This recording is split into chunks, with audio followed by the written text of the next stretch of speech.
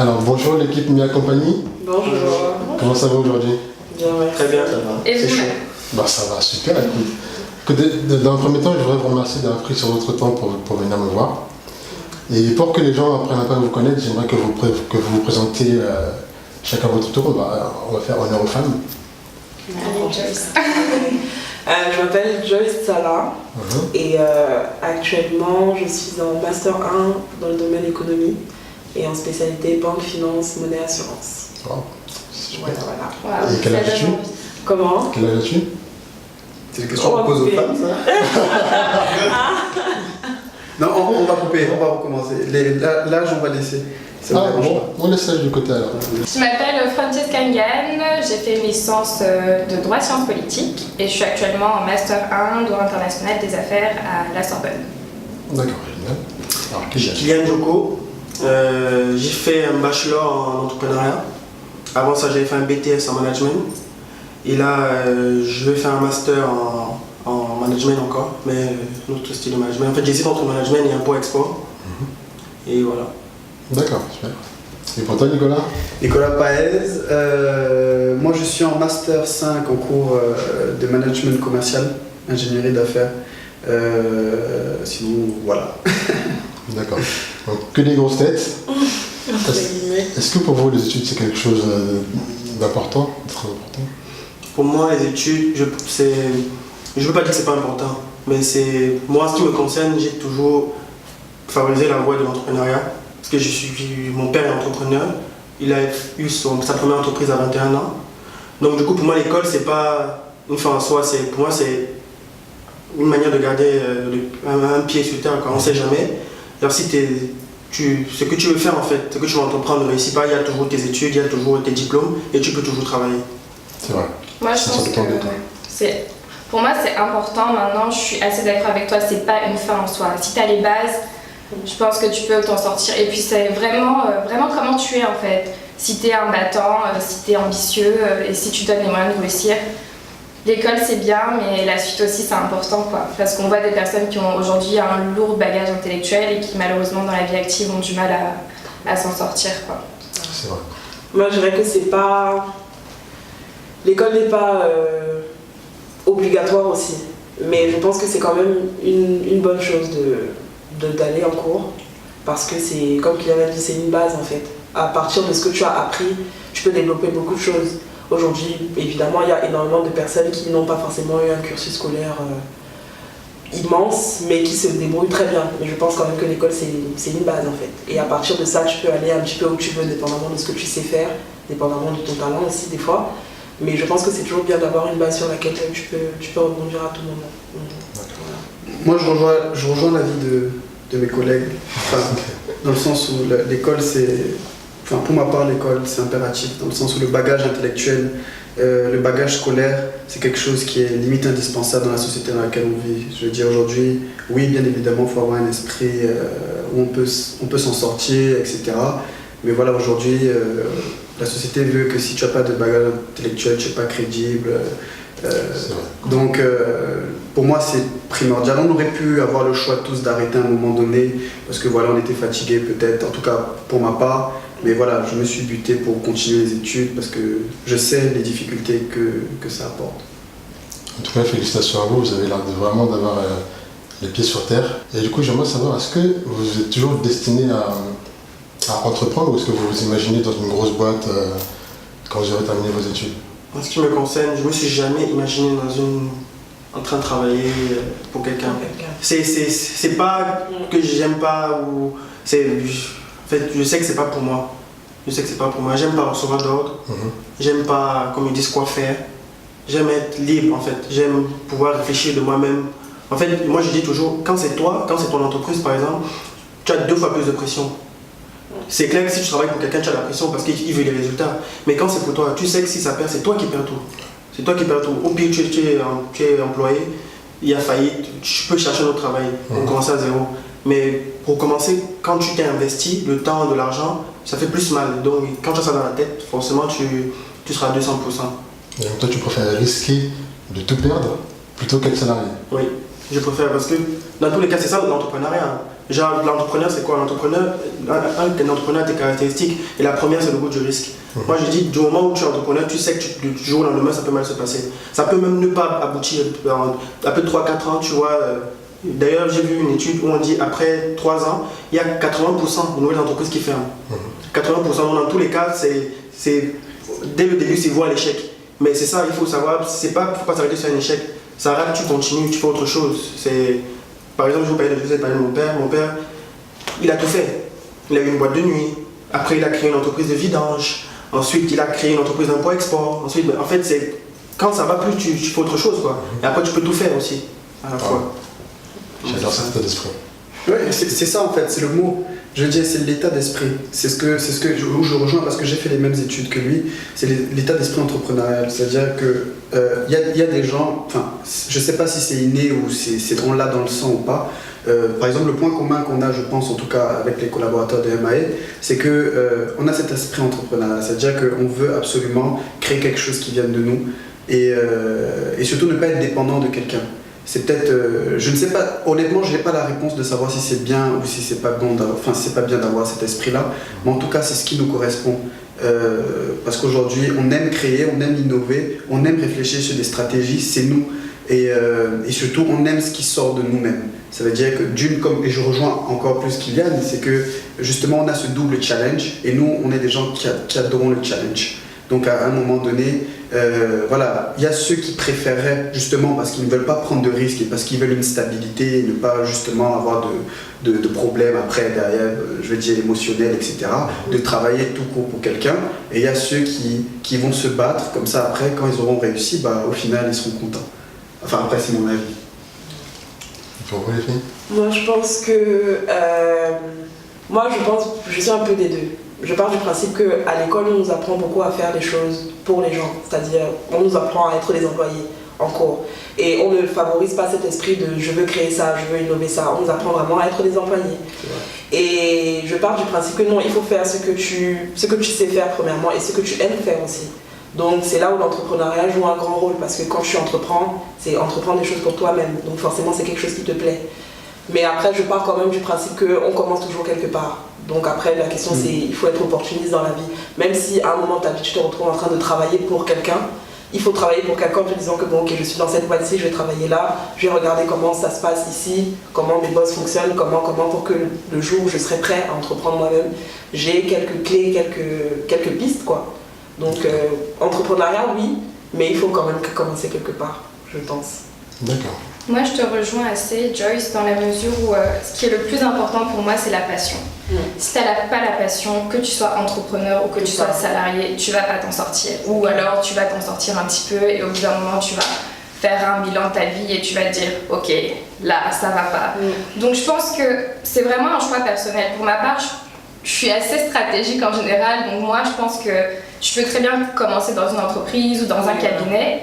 Et puis en même temps, sur le côté, développer ta propre idée, en fait. C'est un peu ce qu'on fait actuellement, on est tous étudiants, mais en même temps, on a cette envie d'entreprendre et c'est ce qu'on fait.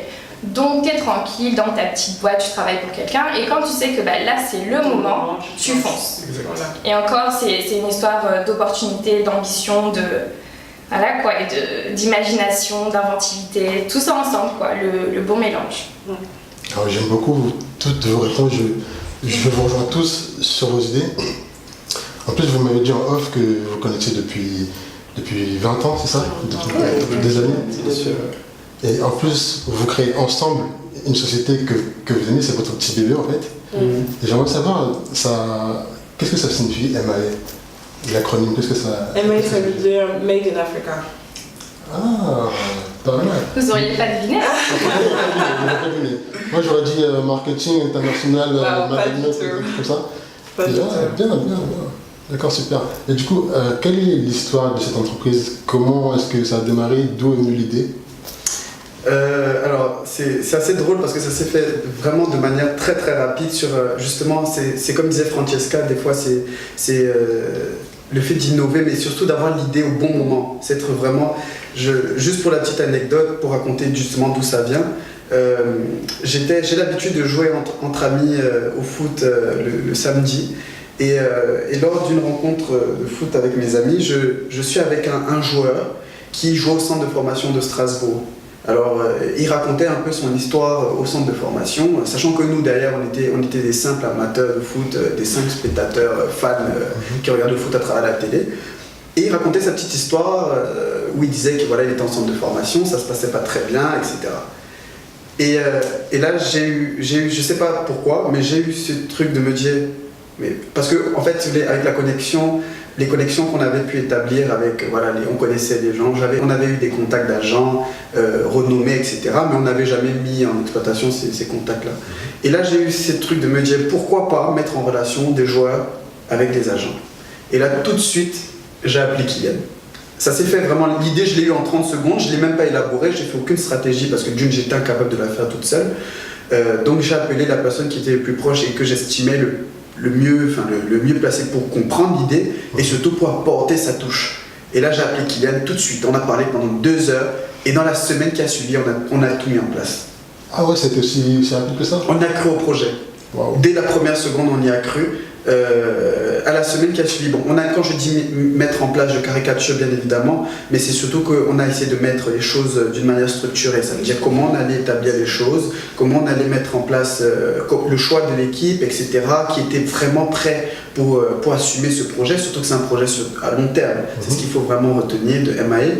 Et derrière, ça s'est passé, Kylian a apporté sa touche, il nous a éclairé, c'est la raison pour laquelle même d'ailleurs je l'ai appelé directement, parce que je savais qu'à ce moment-là, personne d'autre ne pouvait m'éclairer autant sur ce projet-là. Et après, et comme une fois de plus je rejoins Francesca, les opportunités sont tombées à la même période, c'est-à-dire tout s'est fait, j'avais l'impression que c'était un don du ciel. Parce qu'au même mois, on a eu un événement où on a pu assister à cet événement qui nous a propulsés, où on a eu nos premiers contrats de partenariat. Et Dieu merci, ça nous a amené où on est là et on a la chance d'être devant toi aujourd'hui pour expliquer ce projet. Donc tout s'est fait en une semaine, toutes les planètes étaient alignées correctement pour que vous... C'est ça. C'est ça, à croire. Et du coup, quand tu reçois un appel de Nicolas, dans quel état d'esprit il était? Je suppose qu'il devait être excité comme vous. Ouais, non, même pas, parce que Nicolas, il a toujours eu des idées comme ça. Déjà, c'est pas la première fois qu'il m'appelle pour me parler d'un truc, ou même moi je l'appelle pour lui parler d'un truc. Donc du coup, il m'a appelé, ça aurait pu être une idée comme plein d'autres qu'on en a eu. Mais sauf que là, on s'est dit, ouais, pourquoi pas. Et comme il nous a dit, la coïncidence a fait que la semaine d'après, il y avait un événement en Turquie où Samuel Eto'o organisait son gala annuel pour les 10 ans de sa fondation, je crois. C'est ça. Et du coup, Nicolas dit, mais pourquoi ne pas se faire inviter en Turquie par son cabinet à lui de management, parce qu'il a un cabinet de management aussi qui gère sa carrière et tout, et aller chercher un contrat avec eux, un partenariat. Et c'est comme ça que ça s'est fait très rapidement, quoi. Si tu permets, je tiens à compléter ce qu'il dit parce que je trouve que c'est important par rapport au thème de ta vidéo, justement de dire aux jeunes comme nous de prendre des risques. Et il y a 2 types de... Je me dis tout le temps et je pense jamais assez, mais il y a 2 catégories de personnes dans la vie. Il y a ceux qui attendent que les choses se passent et il y a ceux qui font en sorte que les choses se passent. Je le dis pourquoi? Tout simplement parce que justement l'événement en question, il faut savoir que l'agent que j'ai contacté, je ne connaissais ni d'Adam ni d'Ève. On ne s'était jamais vu, on ne s'était jamais parlé. Par un intermédiaire, j'avais eu son numéro. Il ne savait pas qui j'étais.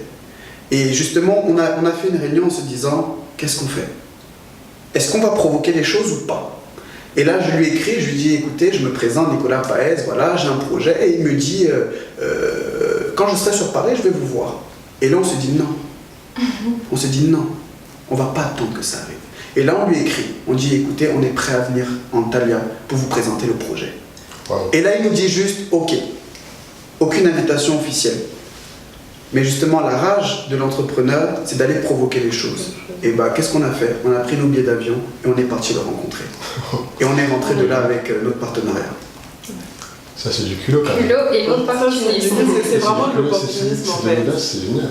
C'est vraiment ça, et c'est ça qui est important, surtout dans l'esprit de l'entrepreneuriat, c'est qu'il faut, des fois il faut se dépasser. Quand tu crois en ce que tu fais, en ce que tu veux faire du moins, il faut vraiment se dépasser. Et c'est à ce moment-là que c'est important de bien établir son projet. Parce que si tu as un projet auquel toi-même tu ne crois pas, tu ne te mettras jamais dans la position où tu prendras autant de risques pour que ça marche en fait. Donc il faut vraiment aller au-delà de ses peurs, il faut vraiment tout bien peaufiner, quoi. C'est vraiment super admirable ce que vous... Merci beaucoup. L'histoire que vous racontez là. Ça m'inspire alors que wow, c'est un truc de ouf. Et d'ailleurs, ce que vous me dites, ça fait penser à une phrase qu'un jeune influenceur là, qui fait le buzz en ce moment, je pense que vous connaissez Willem. Ouais. Bien sûr, qui ne le connaît pas. Il a dit qu'en fait, il y a beaucoup de gens qui ont des idées. Tout le monde a des idées tout le temps. La différence, c'est qu'il y a certaines personnes qui vont avoir le cran de passer à l'action. C'est une histoire de cran et je pense que vous avez du cran. Et franchement, félicitations. Merci beaucoup, c'est très gentil. C'est une très belle histoire. Merci. Alors, merci d'avoir partagé votre histoire avec nous. C'était très intéressant et super inspirant. J'aimerais savoir maintenant quel est votre cœur de cible. Est-ce que vous privilégiez les sportifs, les humoristes ou... Puisque pour l'instant, notre domaine d'activité est centré sur le sport, donc le foot notamment, et après artistes, tout ce qui est chanteur et qui concerne les vidéos, etc. Les personnes qu'on essaye de toucher sont principalement donc des sportifs et des personnes qui font tout ce qui est artistique en fait. Donc c'est un domaine bien précis pour l'instant parce qu'on ne s'est pas encore élargi. Et après, on ne sait jamais. Si on décide de s'élargir plus tard, on touchera un public plus grand, mais pour l'instant, effectivement, ce public-là reste celui qu'on cible le plus. D'accord. J'ai vu qu'au début, c'était il y a un an, je pense, vous aviez organisé un match de détection à Suzanne-Molo. Est-ce que c'était dans l'objectif de trouver vos premiers clients? En fait, on a voulu faire d'une pierre deux coups, je pense. Parce que la première chose qu'on voulait faire, c'est montrer tout simplement aux personnes qu'on ciblait ce qu'on faisait. Donc, quand on s'est lancé dans le domaine sportif notamment, on s'est dit, bon, pourquoi pas organiser un match de détection? Ça permettrait de nous faire connaître, premièrement, de dire clairement aux gens ce qu'on attend d'eux et ce qu'on est capable de faire. Et pourquoi pas, oui, aussi, c'était pour nous faire notre première image. Donc, on en a profité pour faire tout ça en même temps. En plus de ça, c'était surtout la première activité qu'on avait mis en place dans MAE, c'est-à-dire qu'on était d'abord sur des collaborations avec des agents FIFA, d'où l'idée première que j'ai racontée tout à l'heure. Le match de détection, c'était surtout de découvrir le jeune. C'était vraiment la nature exacte du match de détection, c'est-à-dire qu'on a fait venir des agents FIFA qui ont pu superviser ce match de détection et on a permis à des jeunes de venir s'essayer, de venir tenter leur chance. Et bien évidemment, comme expliquait Joyce, c'était aussi le premier événement qu'on mettait en place. C'était important qu'on le réussisse et c'était important surtout que ce soit fait correctement. Donc c'est plus dans ce sens-là que ça a été fait pour le match de détection. D'accord. Et pour cet événement-là, est-ce qu'il y a eu une pépite qui est sortie du lot? Est-ce qu'il y a quelqu'un qui... Alors, comme tu l'as très bien dit, ça fait un an qu'on n'a pas fait, enfin que le dernier match de détection remonte à un an.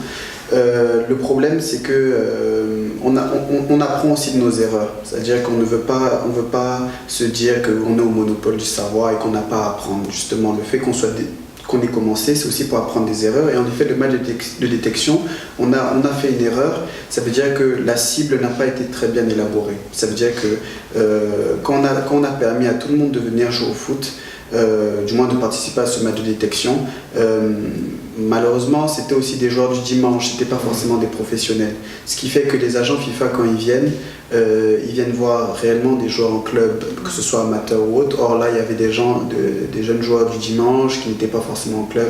Malheureusement, alors oui, il y a eu des gens qui sont sortis de ce match de détection. Mais le problème, c'est que derrière nous, on élaborait un travail un peu plus poussé. C'est-à-dire qu'on avait bien indiqué lors de ce match de détection qu'après ce match de détection, tous ceux qui seraient en gros dans le viseur de l'agent ou d'une autre avaient un suivi complémentaire. Ça veut dire que ce soit l'hygiène de vie, que ce soit au niveau de son club, enfin ses performances en club, c'était un suivi de 1 an. Malheureusement, tous ceux qu'on a suivis, l'hygiène de vie en l'occurrence ne suivait pas. Ça veut dire que nous, on ne pouvait pas prendre sur notre crédibilité pour aller présenter à des agents des joueurs dont on n'était pas sûr au long terme. Donc au final, ça s'est pas passé comme prévu et c'est la raison pour laquelle on a d'abord, on ne dit pas qu'on ne va pas en refaire, mais pour l'instant on a d'autres priorités que les maths de détection, mais les maths de détection sont envisageables.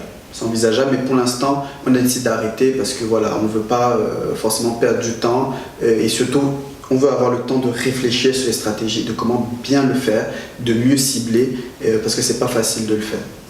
Et je trouve ça assez intéressant ce que tu dis dans la mesure où avec notre projet et avec comment il évolue, je pense que ça montre bien les réalités en fait de l'entrepreneuriat, le fait qu'il faut tout le temps innover, il faut tout le temps changer. Quel est l'objectif que vous voulez atteindre d'ici 5 ans avec Maya Company? Tough question. Moi je suis quelqu'un de très optimiste. Je veux que le cabinet soit un des cabinets les plus influents d'Afrique centrale dans 5 ans, dans le thème du foot. J'essaye d'être réaliste et objectif, c'est-à-dire que je ne veux pas commencer à dire le cabinet le plus influent du monde parce qu'on sait que ce n'est pas possible. Mais d'Afrique centrale, voire d'Afrique, ça peut être intéressant. Sur 5 ans, en tout cas c'est un objectif que j'aimerais vraiment. Il est très optimiste, par contre moi je suis très pessimiste. Je suis pessimiste pourquoi? Parce que je préfère m'attendre au pire et que ça soit mieux, toujours. Et nous sommes les réalistes. Ouais, c'est ça. Non, c'est vrai, parce que. Et surtout lui, je dis à chaque fois, il a tendance à trop s'enflammer. En gros, en tout, ouais, non. En fait, ça part. En fait, lui, jamais il se dit, ça peut pas réussir. Mais lui, c'est tout le temps, ça l'a réussi et tout. Plus. C'est bien aussi, c'est une ouais, bah, ça part le d'équilibre. Ouais, voilà, parce que tu sais bien, mais après, à chaque fois, il est déçu. Pour l'instant, je pense pas, pour l'instant, je trouve qu'on est pas mal. Hein. Oui, non, mais Nicolas, non, pour Nicolas, c'est. Nicolas, on était déjà là. Nicolas, demain, on gagne 1 million. Je sais pas si on devrait me le reprocher du coup. Je sais pas si c'est un reproche. Moi j'ai envie de te rejoindre dans ton avis. Non, oui, mais je comprends qu'Yann, il a raison. C'est vrai que je suis quelqu'un de vraiment très très optimiste. Ça veut dire qu'à chaque fois qu'on a un projet, je vais tout de suite dans l'idée qu'on va y arriver.